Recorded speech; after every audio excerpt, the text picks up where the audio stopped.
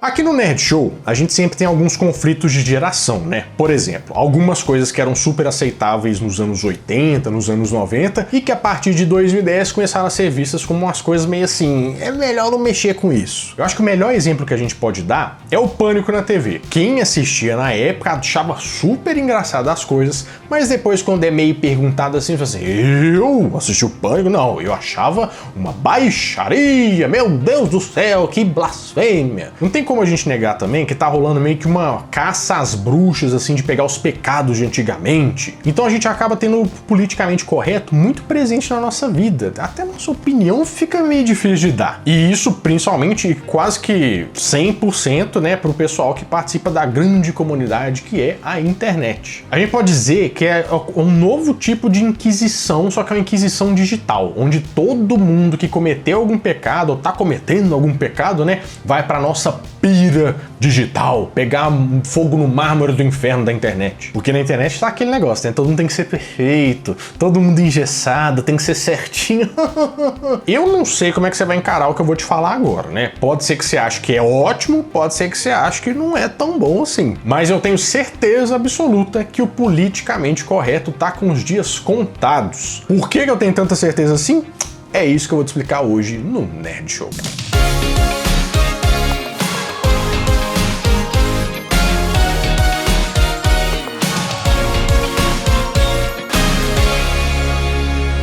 Meus queridos amigos, como estão vocês? Vocês estão bom, né? Ó, o engraçado é que no vídeo de hoje não vou ser eu que vou te convencer a acreditar naquilo que eu tô te falando. Eu tenho certeza que você vai chegar na sua própria conclusão do jeito que Deus quis, né? Ouvindo várias opiniões, pensando, analisando, tirando o extrato ali e depois dando a sua opinião. Mas eu posso começar te perguntando o seguinte: você já parou pra pensar por que você estuda história na escola? É só pra passar no vestibular? É só porque tem que ter a matéria lá? É só por isso? A história mostra a liberdade que os homens têm para construir e destruir todas as instituições. A história mostra que eu sou livre, a história mostra que eu sou um ser humano.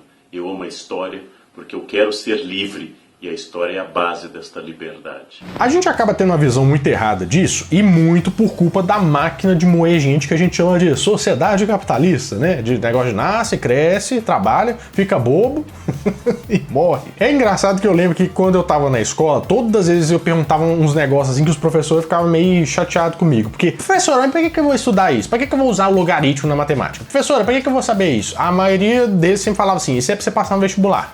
Passar no vestibular? Mas não é possível que eu tô aprendendo isso para passar no vestibular. Tem um negócio que chama Base Nacional Comum Curricular, que é BNCC, que basicamente é tudo que a gente aprende na escola, né? E tudo tá lá por um motivo. A gente estuda português, matemática, física, pra gente fazer o quê? Pegar o conhecimento que já foi acumulado ao longo do tempo pra gente não sair do zero, porque senão, imagina, a gente tem que ir pesquisar tudo de novo. Os caras já estudaram tudo, a gente tem que saber o que eles já sabem pra gente poder partir desse princípio, certo? Nivelar todo mundo. Meio que o conhecimento é como se a gente vivesse para sempre, entendeu? Porque a gente vai vivendo através dos conhecimentos dos outros. Sabe uma coisa que é o exemplo perfeito? Você já percebeu o quanto que o conhecimento das vovós tá sendo perdido hoje em dia? Por exemplo, antigamente você tá conduzindo um negócio, sua avó fala assim, chá disso, chá daquilo, tal planta faz isso, tal planta faz aquilo. Gente, quando essas vovós partirem dessa para melhor, a gente não vai saber mais fazer isso, vai ser quase que um conhecimento perdido. E é exatamente por isso que a gente estuda história. Ela tá na nossa base curricular por alguns motivos, ó. Promover cidadania, desenvolver competências para entender o passado e o presente, incentivar o desenvolvimento de reflexões,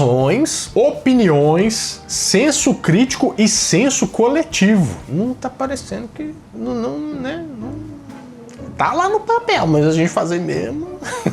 Mas vamos colocar num exemplo prático, que eu acho que fica mais fácil de entender. Nós passamos um período muito turbulento no passado recente, que foi a pandemia. Que foi um período, assim, bem caótico, que todo mundo achava que ia ser o fim do mundo, que a mídia vendeu como se fosse o pior período da nossa história. Você pode estar achando que eu tô falando da Covid, mas eu tô falando da gripe espanhola de 1918. A gripe espanhola é um marco, é a maior epidemia do século XX. A estimativa de mortes pela gripe espanhola, ela fica em pelo menos 50 milhões de pessoas. Então, a gripe é uma coisa que hoje em dia a gente fala assim, é só uma gripe, a gente tá cansado de ter isso aí, né? Mas nessa época foi quando ela apareceu e realmente deu muito problema para a sociedade, tanto é que se espalhou pelo mundo inteiro. Tem uma estimativa que fala que 500 milhões de pessoas foram infectadas naquela época, sendo que, lembra, isso é considerado o 1/4 da população mundial. E dizem as estimativas, né, que podem ter 17 a 100 milhões de óbitos, o que potencialmente, se a gente fizer as contas, né, pode ser encarada como a epidemia mais letal que a gente teve na história da humanidade, porque proporcionalmente, né, tiveram 7 milhões de mortes da Covid, mais uma população de 8 bilhões. O negócio é que toda vida importa, mas vocês entenderam onde que eu tô querendo chegar, né? Não tô querendo tratar todo mundo como número, não. Mas tudo bem.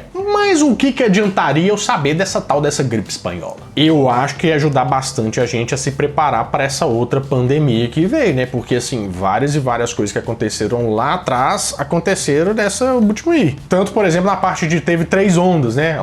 Lá teve 3 ondas também. Outra parte também é que os governos gostam de manipular as informações para pôr a leitura que eles querem da situação, da doença, sabe? Um grande exemplo é que estava rolando nessa época da gripe espanhola a Primeira Guerra Mundial. E nessa época tinha uns caras que eram os censores da guerra. O que eles faziam? Eles tinham que censurar informações, vamos dizer, privilegiadas, né? Que não podiam chegar ao ouvido da população. Então, um país que tá lá em guerra, esses censores não deixavam chegar essa ideia aí de que, nossa, tá rolando uma epidemia e tal. Então ninguém ficou muito sabendo disso. Fora qual país? A Espanha, que foi o único país que estava neutro lá e que essa notícia começou a sair nos jornais de lá porque não tinha ninguém para frear. Tanto é que foi por isso que ela ficou conhecida como a gripe espanhola. A Europa foi dominada pelo vírus influenza.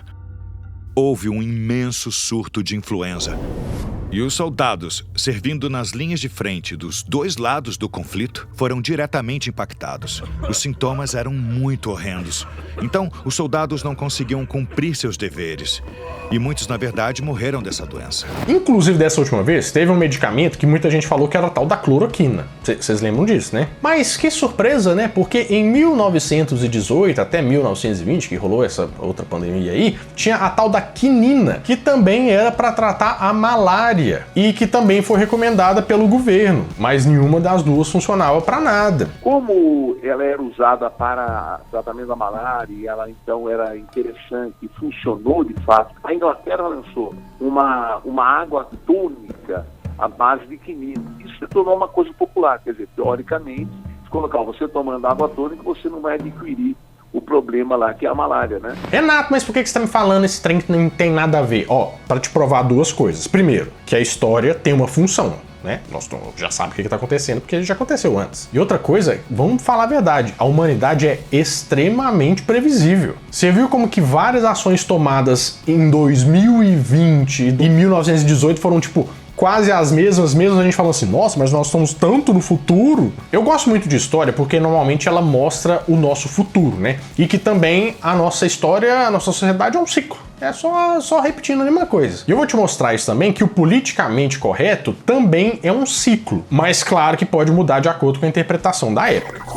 Mas quando você achava que eu não podia falar mais coisas malucas, nós vamos para o Antigo Egito. O Antigo Egito? Mas o que tem a ver o que com as calças? Vamos para 1353 a.C., onde um faraó simplesmente teve uma ideia bem pra frentezinha, né? E mudar uma tradição que vinha sendo feita desde tempos imemoriais. Você deve saber, eu já ouviu falar, que no Antigo Egito eles tinham vários deuses. Eles eram o quê? Politeístas. Então, por exemplo, tem o deus da pedra, o deus do sapato, o deus do papiro, o deus das enchentes, o deus de tudo. Mas esse faraó, que se chamava Akhenaton, quando recebeu os plenos poderes lá, porque o faraó, ele era meio que enviado de Deus, ele falou assim, gente, nós vamos ter que fazer o seguinte, ó.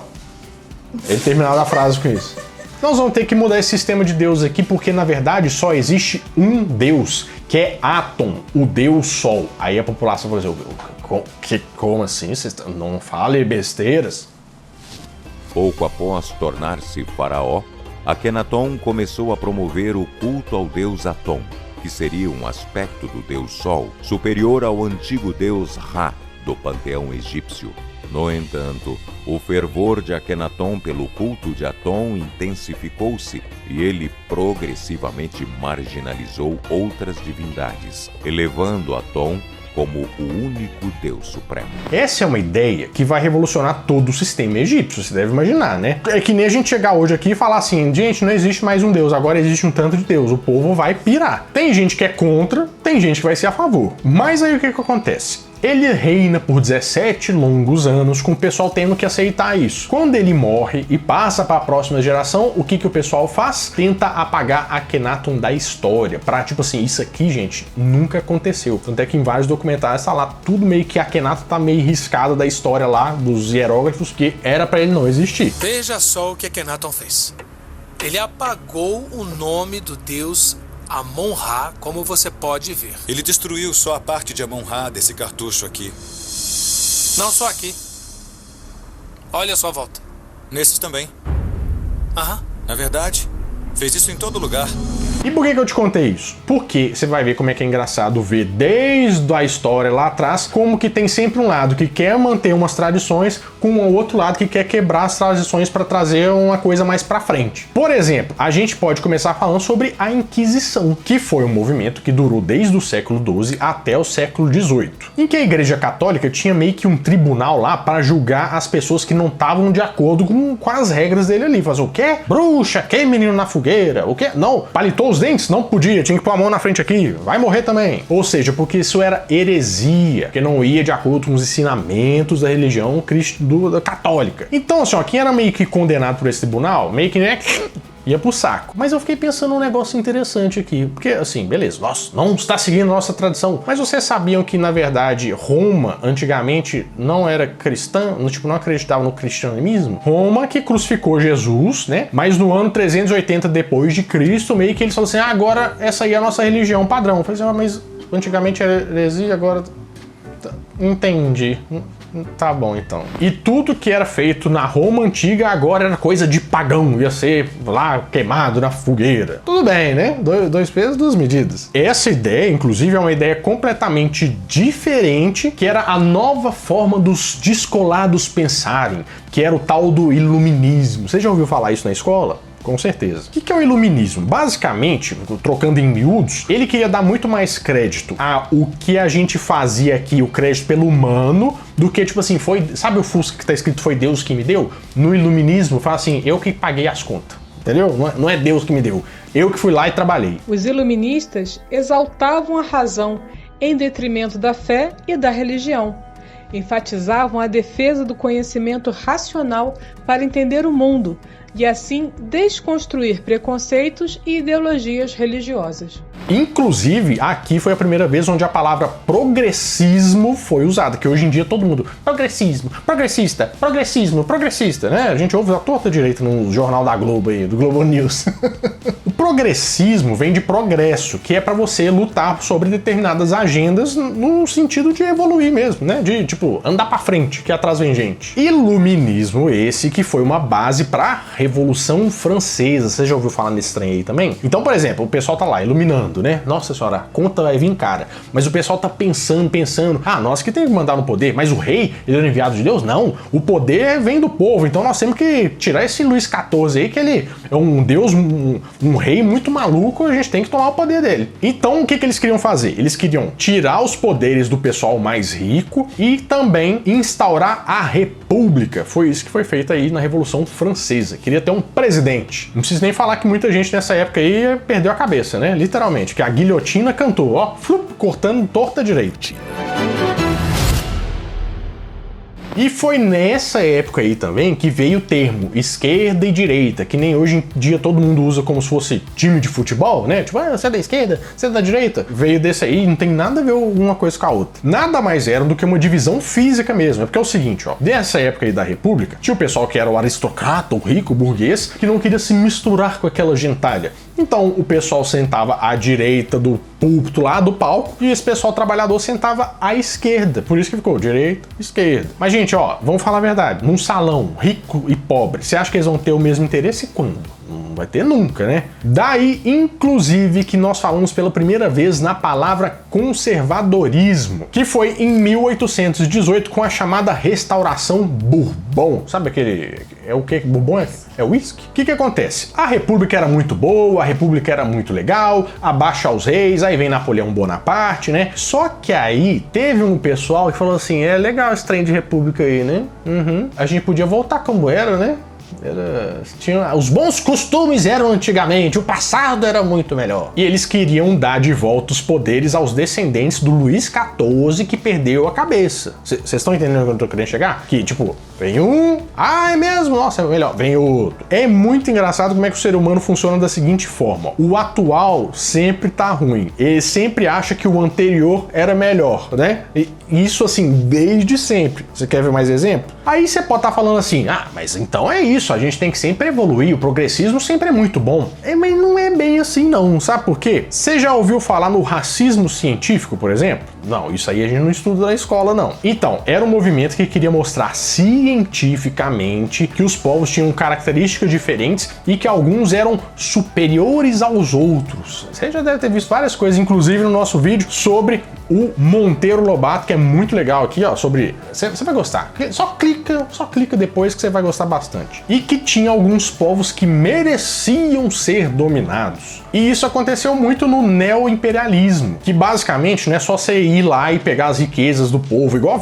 Portugal fez aqui com a gente, né? E levou as riquezas embora. Você vai e leva a sua cultura também. E você meio que se apaga a cultura do lugar lá e agora é isso aí. Agora a gente chegou aqui, então vocês vão viver do nosso jeito. Vários países europeus fizeram isso, inclusive muito na Ásia, né? E olha só, essa foi uma iniciativa apoiada pelos progressistas, porque nem sempre ir pra frente também é bom, né? Quer mais um exemplo de ciclo? Vamos lá. Primeira Guerra Mundial, que foi um período que ficou pra trás para dar lugar aos loucos anos 20. Você já ouviu falar nisso? Esse era um período que a guerra tinha ficado pra trás, então agora era só alegria, era só uhul, você podia fazer qualquer coisa, tava tudo liberado. Onde as mulheres ganharam liberdade de voto, o povo podia fazer tchaca-tchaca na muchaca do jeito que eles quisiam.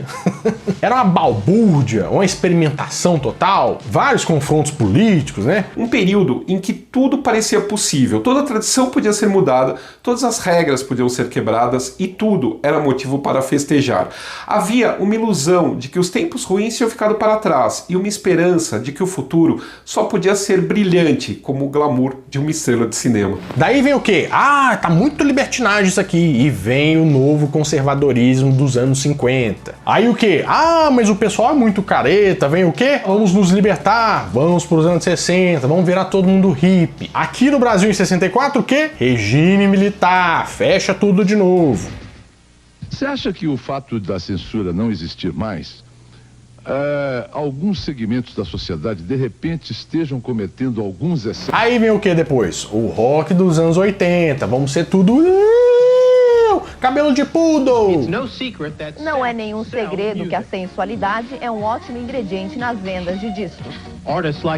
Cantoras como Madonna comprovaram seu sucesso desafiando o público com sua sensualidade e ousadia. E de 2010 pra frente a gente entrou numa discussão muito pesada aqui no Brasil, mas eu tenho um vídeo pra fazer, na verdade, sobre a influência dos Estados Unidos, que ele é bem o nosso inimigo, assim, mas eu vou fazer isso pra frente porque são assuntos complementares. Depois vocês me cobram se vocês quiserem esse vídeo. Mas a gente começou o quê? Teve cancelamento, teve discussão de pronome, inclusão, minorias, que na minha visão todo mundo tem o direito de trazer qualquer coisa pra discussão. A gente tem que discutir sobre tudo. Mas a gente também precisa afrontar o povo, né? Porque, tipo, ficar brigando, um chamando um outro de burro e tal, isso não vai levar gente a lugar nenhum. Mas eu não sei se vocês perceberam, nos últimos tempos parece que isso deu uma cansada no povo. Você não percebeu que o povo tá ficando meio cansado disso? Tá, tipo, perdendo um pouco de eu não sei. E não sou eu que tô falando, não. Isso são as coisas que a gente tá vendo. Por exemplo, nas últimas semanas saiu uma notícia em que a Disney vai largar de mão todas as agendas políticas que eles começaram a entrar. Por exemplo,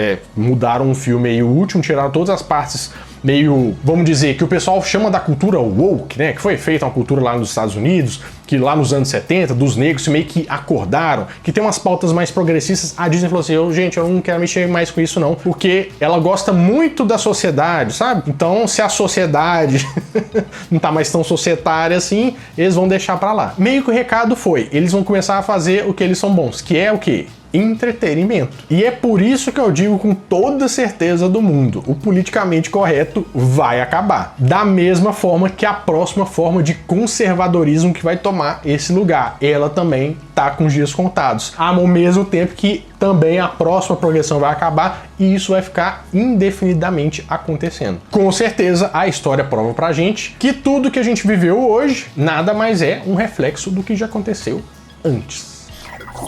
E eu quero ver o que você tem a dizer sobre esse assunto. Põe a sua opinião aqui nos comentários. Se acha que vai acabar ou não vai. Coloca aí, vamos discutir saudavelmente, por favor. Bom, meus amigos, é isso. Eu espero que vocês tenham gostado bastante desse vídeo. Bem no ouvido de vocês, né? Mas toda semana eu volto com mais um vídeo quentinho, fresquinho, crocante pra vocês. Então, adeus!